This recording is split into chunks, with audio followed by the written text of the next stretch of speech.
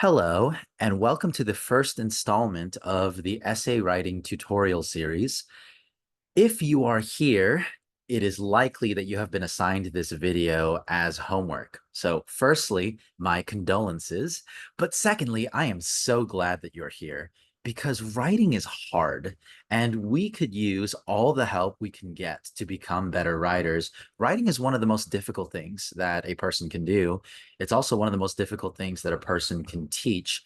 But really, one of the main purposes of this series is to demystify writing, especially if you're a student and writing academic essays stresses you out. This is the video series for you. It's going to explain the general principles of essay writing. It's going to break down writing an essay, especially in a classical argument format. It's going to break it down into little bits and pieces that will make the whole thing feel a lot more manageable. Today's lesson is going to focus on how we move from a prompt to a thesis statement. We're going to look at the different kinds of essays that there are. We're going to think about what the components of a thesis statement are. And finally, we're going to practice inventing an argument that answers a prompt. So the first thing you need to ask when you look at a prompt for a paper is what kind of essay is the prompt calling for? Because there are different kinds of essays. The most common kind of essay is the argumentative essay, the persuasive essay, the essay in which you need to persuade the reader of a perspective. Most high school, college essays are persuasive essays. You're going to be arguing for a position and backing up that position with evidence. There are also expository essays. Sometimes, especially once you get to college, you will be assigned an essay in which you're not necessarily arguing for a position, but rather you are spending time explaining a concept. And for essays like this, you need to demonstrate an understanding of the subject of the paper. The professor is typically looking for a nuanced understanding of the subject, the ability to articulate how the different parts work together. And finally, there are narrative essays in which you need to tell an engaging story. You aren't so much advancing an argument as you are creatively communicating some kind of story or narrative. Often a narrative essay can have some kind of moral to it, but really I'm not going to be focusing on narrative or expository essays today. I'm mostly going to be focusing on argumentative essays because that's likely why you're here. Now, every essay has a thesis statement, and the thesis statement provides a direct answer to the prompt. It unifies the entire paper. It is the most important sentence within an essay. Um, a thesis statement is a single declarative sentence that summarizes the main idea of the paper. So for an expository essay, the thesis statement will state the main finding of the paper and the most important evidence. Whereas for an argumentative essay, the thesis statement will state the position and also the main support for your position. For an argumentative essay, the thesis statement summarizes the entire argument in a single sentence. Now, it is not possible for the thesis statement to encapsulate or comprehensively articulate the entire argument. However, what the thesis statement can do is present the position and the most important premise. Remember that an argument is not merely a position or an opinion. An argument is a position which is backed up by evidence, which is assorted in such a way where there's logical sequence. You move from an initial premise and progress through additional premises to the conclusion.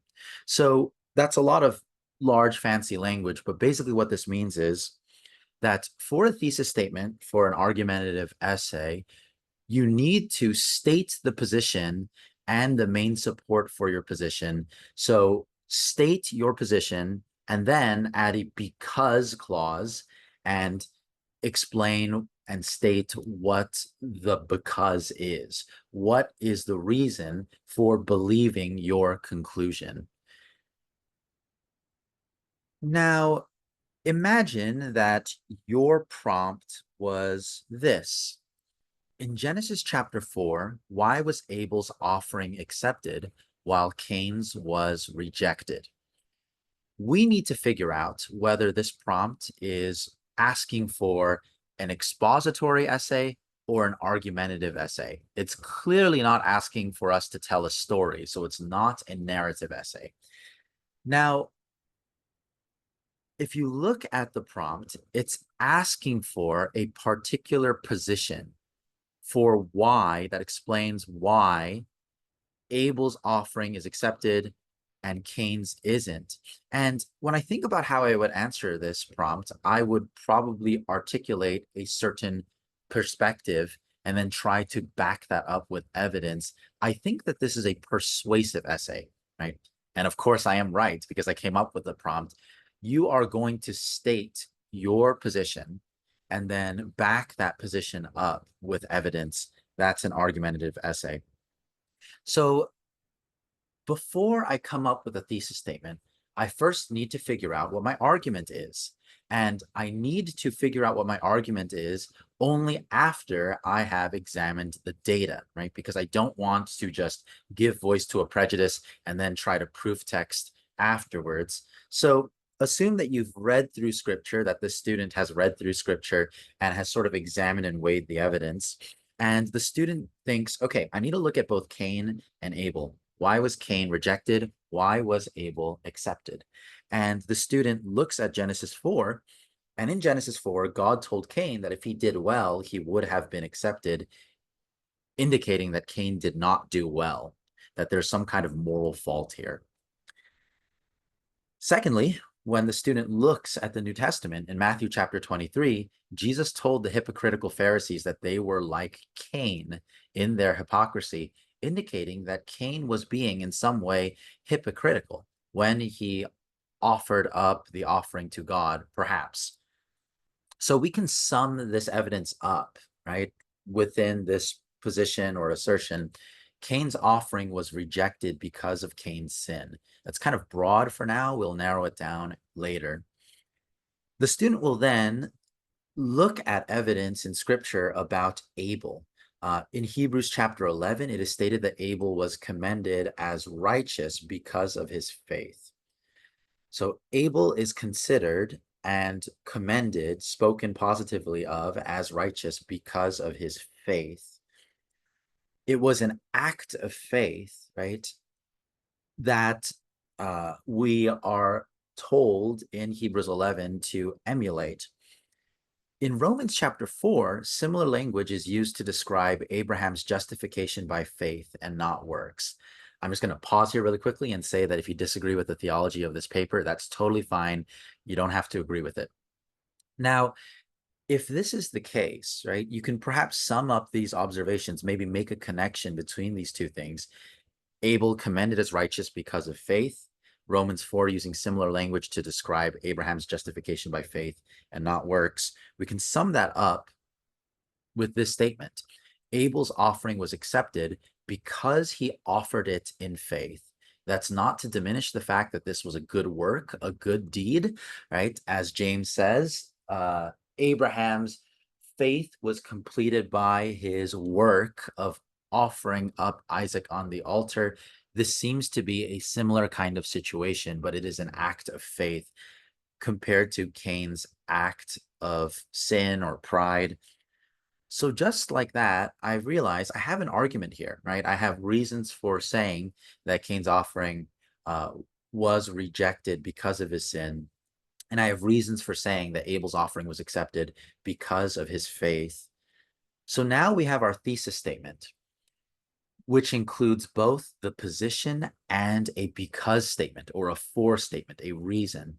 Abel is accepted due to his trust in God's promise and not his moral perfection. That is the reason Abel is accepted. For Abel is presented in the New Testament as one who is counted righteous due to his faith, while Cain is presented as a spiritual forefather of hypocrites. Now, this thesis statement clearly answers the prompt, which asked why Abel was accepted rather than Cain, and it states precisely why Abel was accepted due to his trust in God's promise, and it provides a reason for this. Abel is presented in the book of Hebrews, in the book of Romans, maybe indirectly, as someone who's counted righteous due to faith rather than moral perfection, while Cain, right, is presented as the spiritual ancestor of hypocrites, indicating that he was hypocritical and prideful. So this is how we move from prompt to thesis statement. And remember, for an argumentative essay, it is very important that your thesis statement include a reason or maybe a combination of reasons that will help sum up your argument, even if not comprehensively articulate it. Your thesis statement should be a single sentence. So get into the habit of doing that for argumentative essays. Write your position that directly answers the prompt, present your most powerful reason or support for that position, and you are golden.